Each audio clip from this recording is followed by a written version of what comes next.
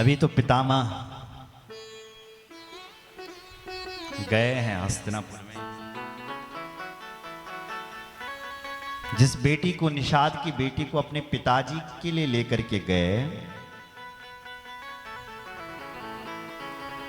उनके पिता के दो पुत्र हुए, चित्रांगद और विचित्रवीर्य।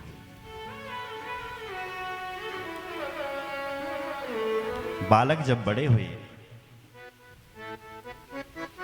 तो पिताजी की मौत हो गई, महाराज शांतनु की। तो उन अपने भाइयों का पालन भी इन्होंने ही किया, चित्रांगद और विचित्रवीर्य। एक बार जब बड़े हुए तो मां ने कहा इनका विवाह कराओ। तो काशी नरेश थे, उनकी दो बेटी थी, अंबा और अंबालिका। उनसे अपने भाइयों का विवाह भी संपन्न करवा दिया। दहेज में एक दासी भी मिलती थी। विवाह होने के बाद एक लड़ाई लग गई और उस लड़ाई में दोनों भाई पितामह भीष्म के मारे गए, चित्रांगद और विचित्रवीर्य। उनकी जो पत्नी थी वो विधवा हो गई।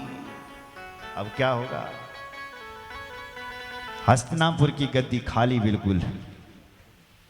इन्होंने तो संकल्प ले रखा है कि हम राजा बनेंगे नहीं साहब। और जो भाई थे अपने वो चले गए। अब क्या होगा? गद्दी खाली। तब उनकी मां को एक वचन याद आया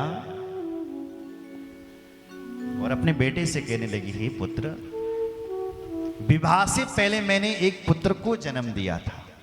अभी अभी मैंने आपको कथा सुनाई। कौन था वो पुत्र? वेद व्यास जी, कृष्णद्वैपायन वेद व्यास। उनको बुलाओ। व्यास जी को बुलाया गया। पूछा उनसे क्या होना चाहिए। व्यास जी ने कहा कि जो चित्रांगद और विचित्रवीर्य की पत्नी है, ये मेरे आगे से नग्न अवस्था में निकले तो ये गर्भवती हो सकती है। बुलाया उनको और व्यास जी के आगे खड़ा कर दिया। सबसे पहले अंबा निकली। व्यास जी का आसन लगाया गया। व्यास जी के आगे से जब वो निर्वस्त्र निकली, व्यास जी को देखकर केवल उस देवी ने अपनी आंखों को बंद कर दिया, बिल्कुल लज्जा के मारे।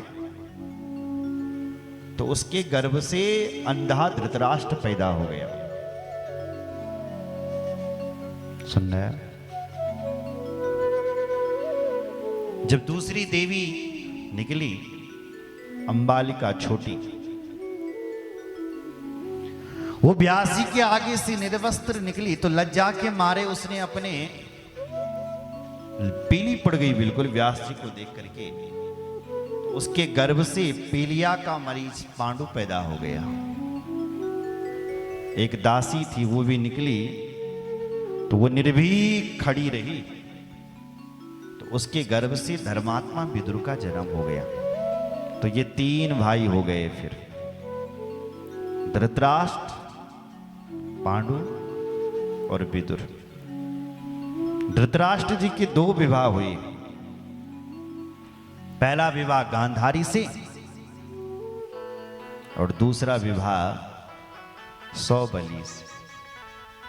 गांधारी ने 100 पुत्रों को जन्म दिया। गांधारी सुसुवे पुत्र सतम परम शोभनम वैश्याप्येकं सुतं कांतं युत्सुम सुसुवे प्रियम।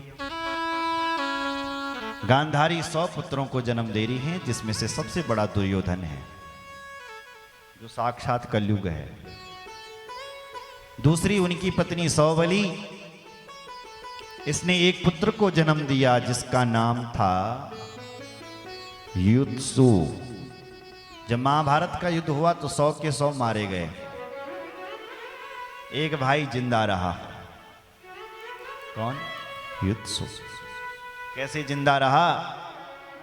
जब धर्मराज युधिष्ठिर जी ने कहा कि सुनो भाई कौरवों और पांडवों, तुम्हें यदि धर्म मेरी तरफ दिखाई दे रहे हैं तो कौरवों तुम अपने भाई दुर्योधन को छोड़ करके मेरे साथ आ सकते हो, और पांडवों से की कहा पांडव भैया तुम्हें यदि धर्म दुर्योधन की तरफ दिखाई दे रहे तो तुम मुझे छोड़ करके दुर्योधन की तरफ जा सकते। तो उनके 100 भाई में से एक भाई उठ करके आया था जिसका नाम था युत्सु। तब बोला दुर्योधन, शकुनी मामा देखे क्यों देख रहे हो मामा, सौतेला भाई चला गया। अब पता चला कि सौतेला तो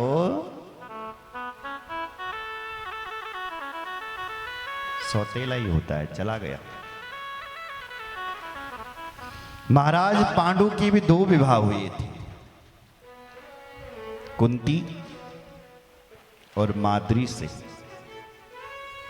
कुंती तो प्रथमम कन्या सूर्या कर्ण मनोहरम सुसुवे पितृगे हस्थ पश्चात पांडु परिग्रह। भगवती कुंती ने विवाह से पहले एक पुत्र को जन्म दे दिया था जिसका नाम महाराज कर्ण। एक बार दुर्वासा मुनि आए तो कुंती भोज की पुत्री कुंती ने उन्हें बाबा जी की ऐसी सेवा करी, ऐसी सेवा करी, ऐसी सेवा करी। चतुर्मास में बाबा लोग एक जगह पर विश्राम करते हैं। चतुर्मास किसे कहते हैं? आषाढ़, श्रावण, भाद्र और आश्विन, ये 4 को चतुर्मास। इन महीनों में बरखा ज्यादा होती है, सावन, चतुर्मास। बाबा लोग यात्रा नहीं करते क्योंकि हर जगह गधेरे आ जाते हैं, रास्ता बंद हो जाते हैं, तो लोग एक ही जगह पर बाबा लोग विश्राम करते हैं। तो कुंती भोज राजा के यहाँ विश्राम किया, कुंती ने सेवा करी और बाबा ने उनको एक मंत्र दे दिया। कौन सा मंत्र? कामद मंत्र। उस मंत्र का चमत्कार यह था कि जिस देवता का ध्यान करो वही देवता प्रकट हो जाता। ददो मंत्रम शुभम तस्ये येन ऊता सुरस्वयं समायाति तथा कामं पूरयिष्यति वांछितम्। कामनाओं को पूर्ण करने वाला मंत्र। बाबा जी जब चले गए तो कुंती ने उस मंत्र की परीक्षा लेने के लिए उस मंत्र को बोल करके भगवान सूर्य का स्मरण किया। तो भगवान सूर्य बल मनुष्य धारण करके आ गए। मंडलान मानुषम रूपम कृत्वा सर्वातिपीसलम। मनुष्य रूप धारण करके भगवान सूर्य आए। कुंती ने देखी मैं अकेली हूं, यहां भगवान सूर्य मेरे साथ हैं। कहा महाराज आप चले जाओ। सूर्य भगवान बोले हमें क्यों बुलाया? और हमें बुलाया है तो हम बिना दिए कुछ जाएंगे नहीं। मांगो तुम्हें क्या चाहिए? कुंती ने कहा मुझे कुछ नहीं चाहिए। बोले देना तो पड़ेगा, मांगो। तो जब कुंती ने कुछ नहीं मांगा तो भगवान सूर्य ने कानों के द्वारा उनके गर्भ में प्रवेश किया और कुंती भगवती गर्भवती हो गई। उस देवी ने कहा हे महाराज सूर्य देवी आप क्या कर रहे हो? मैं कलंकित हो जाऊंगी, मेरा कन्या धर्म नष्ट हो जाएगा। लेकिन सूर्य भगवान ने कहा ऐसा नहीं होगा, और ये कह करके चले गए। उस देवी ने एकांत में जाकर के उस बालक को जन्म दिया और गंगा जी में जाकर के विसर्जन कर दिया। बोलो जय श्री राम। बहकर के गया। एक सुरत नाम का व्यक्ति था, अधीरथ नाम का। उसने जब उस बालक को गंगा जी के तट पर देखा तो उसकी पत्नी का नाम राधा, तो उन्होंने उस बालक का लालन पालन किया और वो बालक आगे जाकर के सूत पुत्र कहलाया और बड़ा वीर प्रतापी हुआ महाराज कर्ण। जिन्होंने अपने जीवन में हमेशा देना सीखा है। भट्टी पर चढ़ करके जो चमक लाए उसको स्वर्ण कहते हैं, और अंतिम सांस तक जिन्होंने देना सीखा है उन्हीं को दानवीर कर्ण कहते हैं। हमेशा दिया, सोना चांदी देते थे। बोलो जय श्री राम। इसलिए इनको दानवीर कर्ण कहते हैं। और जब महाराज कर्ण मरे, स्वर्ग में गए, तो उनके आगे सोने की थाली परोसी, खाओ। बोले सोना कैसे खाऊंगा मैं? बोले तुमने यही दान तो किया आज तक। बोले सोना भी कोई खाने की चीज है? बोले अन्न दान कर दे, ये तो तुमने किया नहीं। बोले महाराज मुझे फिर अवसर दिया जाए। दानवीर कर्ण को 16 दिनों का अवसर दिया गया। 16 दिनों तक वो पुनः धरती पर आए और तब उन्होंने अन्नदान धनदान खूब किया, और तब से ये 16 श्राद्ध की प्रथा चली। बोलो जय श्री राम। धरती पर तब से ये 16 श्राद्ध शुरू हुए। इसलिए धन ही, पैसा ही दान नहीं करना, अन्न भी दान करना पड़ता है।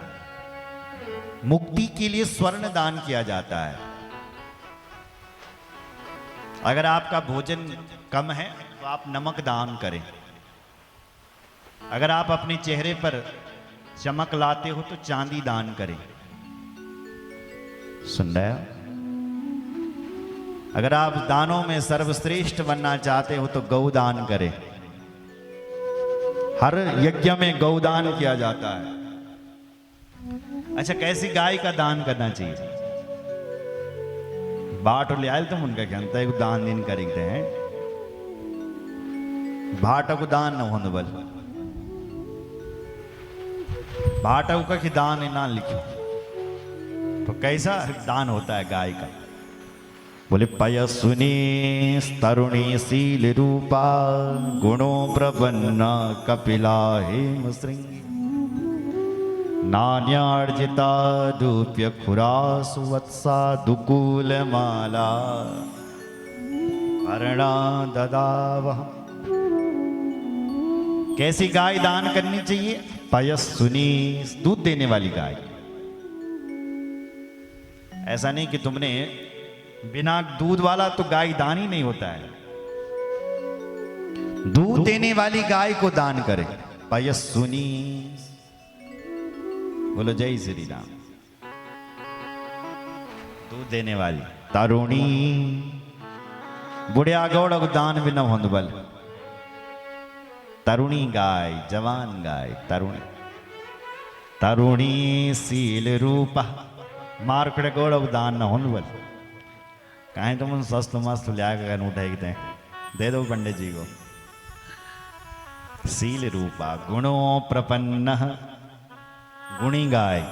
कपिला हेम श्रृंगी, कपिला गाय हेम श्रृंगी, सिंगों पर सोना लगा करके, खुरों पर चांदी लगा करके, नान्याड़ जिता, न्याय से धन कमा करके गौदान करना चाहिए। बोलो जय श्री।